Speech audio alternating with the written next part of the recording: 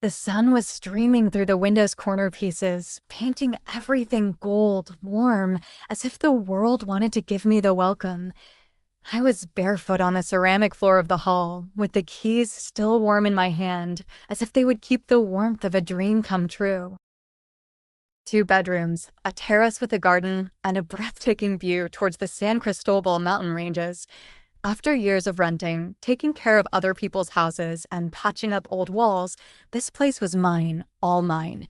Smooth walls, solid structure, without leaks to fix. No debts to negotiate, just peace.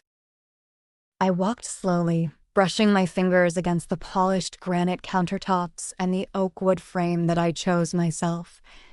My name is Emma Carter. It was in the writing, in the accounts of light, water, and insurance, in the papers from the colony. I didn't owe anything to anyone, not anymore. I sat down on the armchair next to the window, looking at the sky that was orange. The gardeners had finished lying on the banks yesterday, wild lavenders, and a Mexican cherry tree that would turn red like fire in autumn. I had waited all my life for this. The silence was so deep that the ringing of my cell phone made me jump. It was Ethan. I smiled as I answered, "Hello, little one." "How are you, Ma?" "Hey, Sophie and I wanted to know if we can come over for dinner. She wants to talk about something before tomorrow's move." "Go on," I said, still smiling. "I have leftover pozolito and tortillas that I can heat." They arrived after 6. Ethan with a bouquet of sempasicle and Sophie bringing a tray of sweet tamales. She was, as always, pure charm. High ponytail, wool shawl, smooth lakes over the lamps and the kitchen tiles. But something in her voice changed when we got to dessert. "Just one more thing," she said lightly, shaking off crumbs from her lap. "Over the spare bedroom, my parents and my sister Lily, do you remember? They're going to stay with us for a little while, just until things settle down." I left the spoon on the table. I nodded. "We have already prepared the guest room for them to move out the day after you." I looked at Ethan, but he was very busy studying his glass of horchata. Outside, the garden lights came on alone. Inside, I felt a knot in my chest. I didn't say anything, not yet. I would think about it that night and decide tomorrow. I barely tasted the horchata. The sweetness of the tamale weighed on my tongue, colliding with the bitterness that rose inside me. Sophie, still smiling, leaned back on the chair as if she had mentioned something unimportant, such as traffic or the neighbor's dog. Ethan took another tamale, avoiding my gaze completely. "They have had a really bad year," Sophie continued. "My parents lost their rental apartment overnight, and Lily's divorce has been a mess. We think, with the extra space and everything." She gestured around my room as if it were already hers, as if every square meter would have won the need of someone else's. Not my effort, not my silent struggle.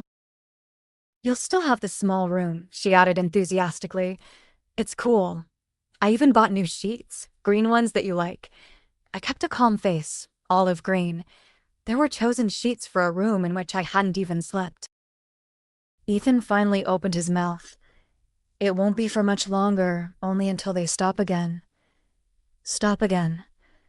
I wanted to ask what they had ever had under their feet, but I didn't, not at that moment. When they left, I stayed at the window until the lights of their car turned on and were lost in the street. The kitchen still smelled of epazote and hot tortillas, but I didn't have any hunger. I washed the dishes by hand, my mind going faster than my hands. That night, when I got into bed, the house already didn't feel like a promise. It felt like a lie that had not yet finished curdling. I stared at the ceiling for a long time, then turned around, pulled the sheet up to my neck, and whispered in the darkness. I didn't cast so eager for this. In the morning, I woke up before dawn. The rain hit the windows with a soft rhythm, as if giving me time to think. I dressed without turning on the lights, made some coffee, and stood in the entrance to the guest room, the one they called mine, the one I never chose. When the sun came up, I already knew what I had to do. The rain stopped mid-morning, but I didn't leave the house. I walked around the rooms barefoot again in silence. My fingers brushed the edge of the kitchen island. The cold granite anchored me. I had chosen everything here, not to show off, not to impress, but because it felt like home. It was for me, and suddenly it wasn't anymore. I sat down at the breakfast bar with a notebook, but the pen did not touch the paper. Instead, my mind traveled not to Sophie, nor to Ethan, not even to their families, but to a bunch of 20-something with hair in a braid, discarded boots full of mud, stopped on a scaffold in the rain. I was the only woman on that team, also the only one with a degree in landscape architecture. They would say Miss, hello Brainiac, as if it were a joke. But when they finished pouring the foundations, they followed my plan.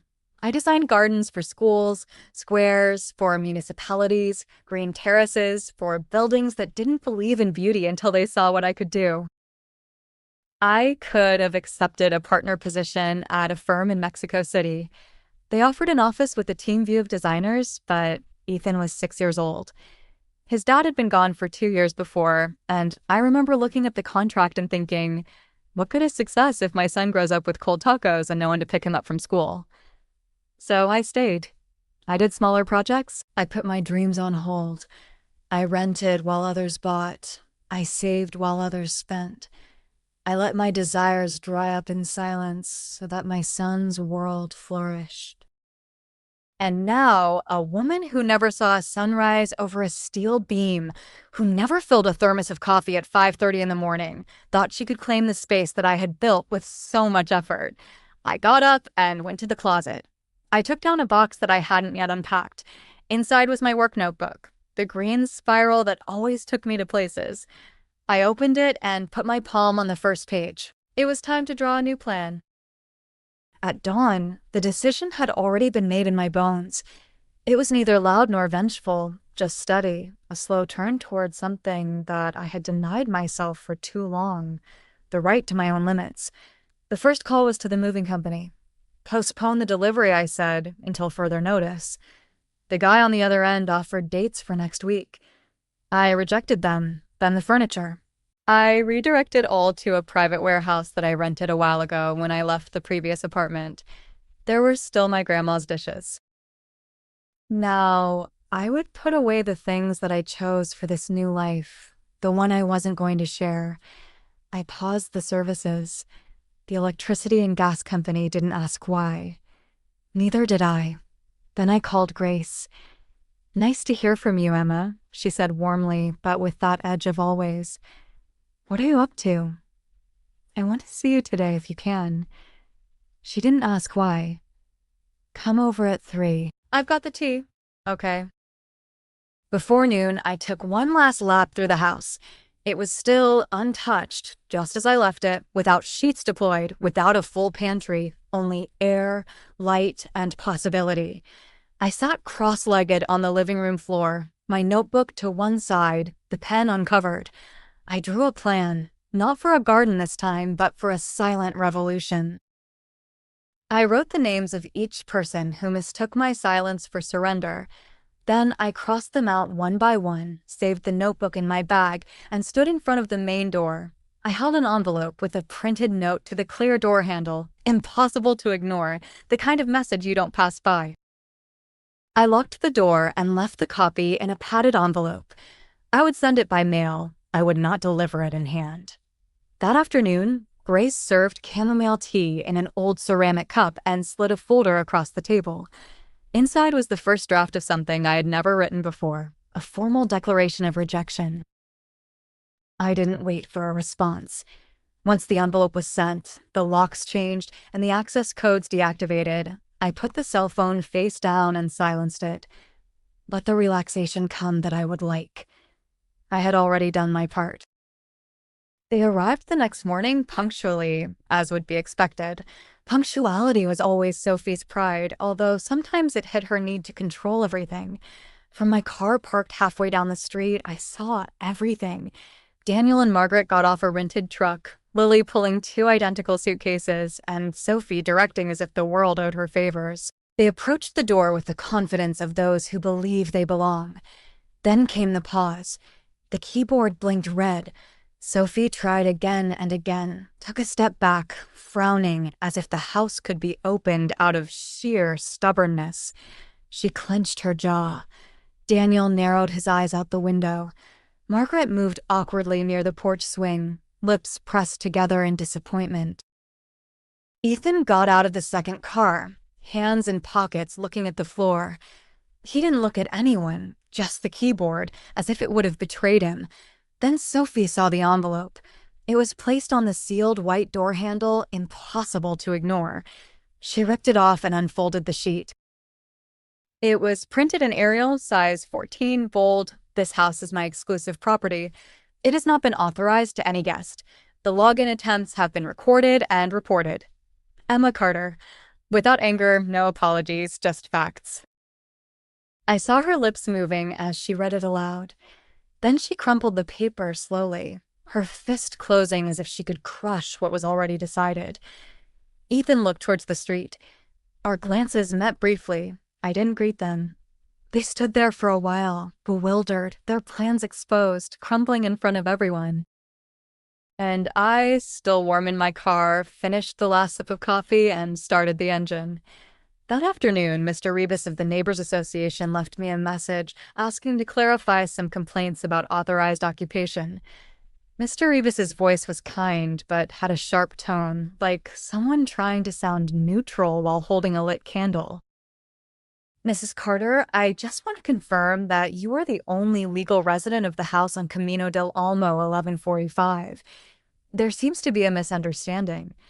I called him back immediately. "Yes," I said, "I'm the owner. I haven't authorized anyone else." Someone presented something. He paused before answering. "Your daughter-in-law submitted an extension form for occupation last week, listing 3 adults as long-term residents. That raised a flag because the writing only names you." I let silence speak for me. "We canceled the form, of course," he added. "And for yesterday's attempt to change your access code, we marked your property with an entry restriction at the booth. There are no digital accesses without your approval." "Thank you," I said. "Please send me the list of names and any future attempt." The email arrived in minutes, clear as water. Daniel Watson, Margaret Watson, Lily Watson, all listed as extended cohabiting relatives. Sophie even put an estimated duration, 6 months or until relocation is obtained. Obtained, as if I were a temporary in. I forwarded the file to Grace. She called before I could reread it. "I've drafted the restriction deed of occupation," she said. "Do you want to present it today?" "Go for it." I spent the rest of the day pruning my bougainvilleas and tidying up the apartment I still rented. The air felt lighter, cleaner. I checked the cameras once. No one had returned to the house. Just before dinner, my cell phone vibrated with a message from Ethan. "They're stopped outside, as if you'd run them out of the family. It's humiliating." I looked at it for a while before answering. The house is mine. I never agreed. I left the cell phone and turned off the notifications. Tomorrow, I would face Ethan in person with Grace by my side and the will already rewritten. We met in a small cafe on the corner of Enino and Cedro Streets, the one with mismatched cups and soft music that doesn't get in the way of talking. I arrived first. Grace sat with the papers to my left, her posture as calm as always. Ethan arrived 5 minutes late with tired eyes, a wrinkled shirt, in a way that said he hadn't slept or hadn't stopped defending someone who wasn't worth it. He sat down in front of me without saying hello.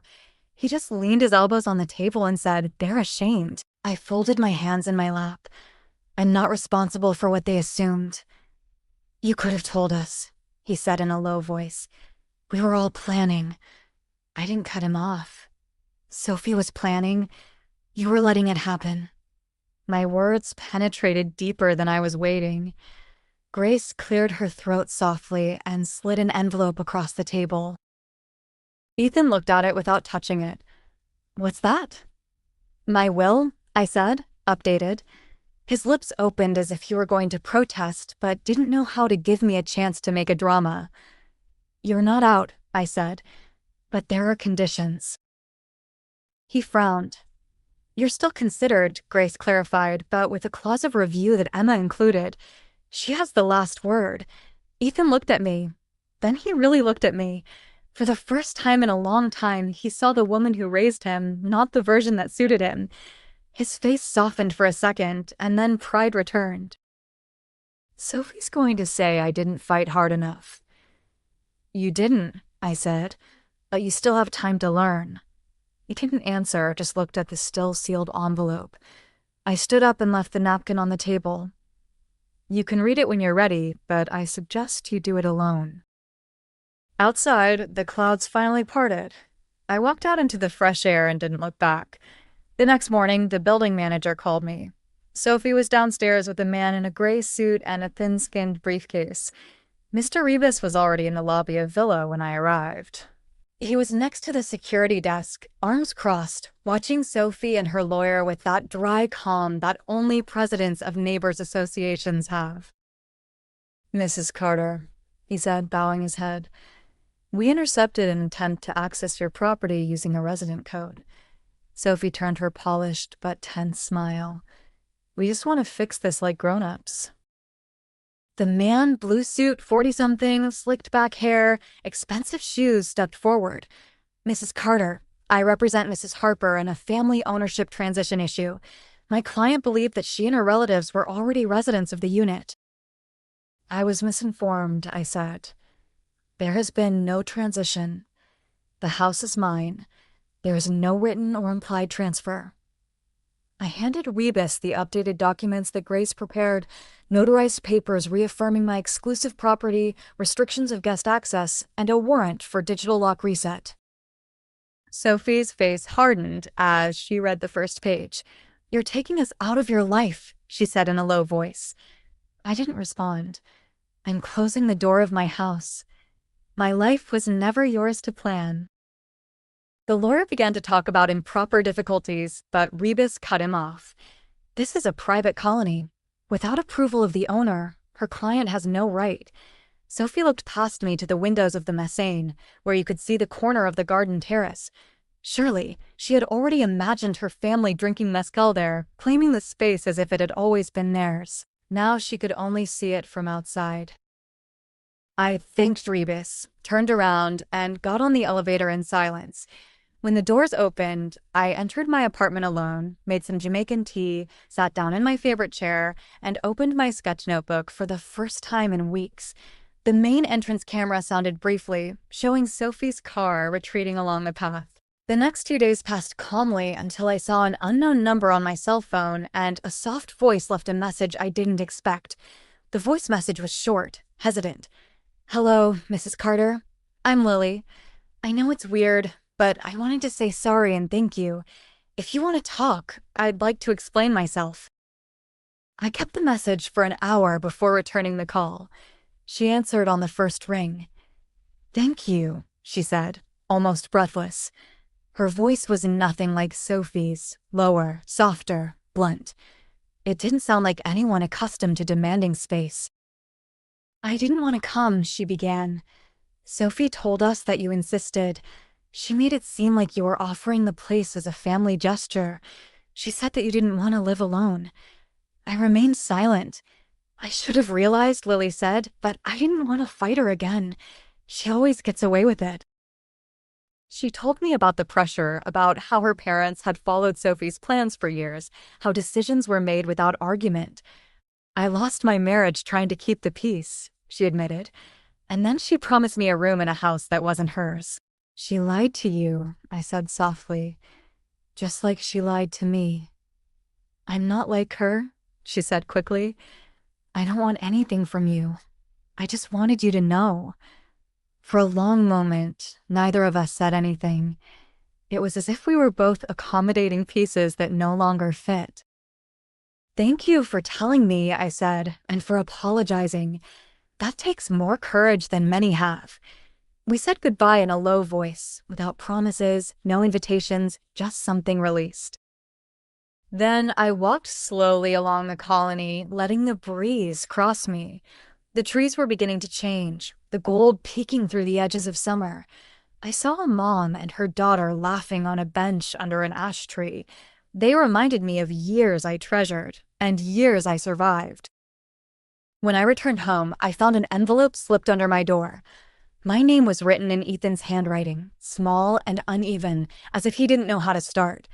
The envelope was unsealed. Inside, only one sheet without formal greetings, no decorated apologies. Ethan had written in pencil, like when he was little and afraid of making a mistake. Ma, now I understand. Sorry for letting others decide what you let them have. I don't expect anything. I just hope someday we can talk again. There was no signature, just a worn fold where he had to open it, hesitate, and close it again. I read it once, then again. Then I put it in the drawer under my notebooks, not forgotten, but neither ready to show itself.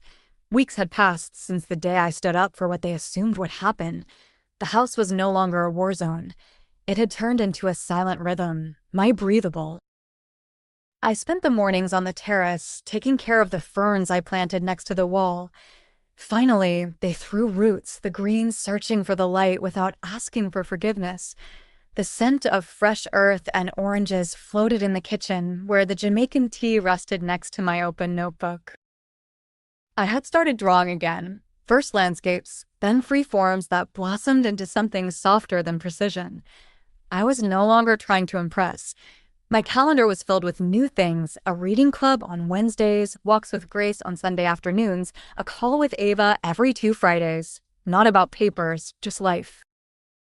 I kept the second bedroom empty, without guests, just in case. Just a calm room, always clean, always closed. Sophie didn't contact me again. Ethan didn't insist, and I didn't look for them. That wasn't a loss. It was clarity. In the evenings, I opened the terrace doors and sat with a blanket on my lap, letting the wind run through the house. There were no voices arguing about who belonged, no steps rearranging my space, only light, only air. This was not just the place where I lived, it was where I finally remembered who I was.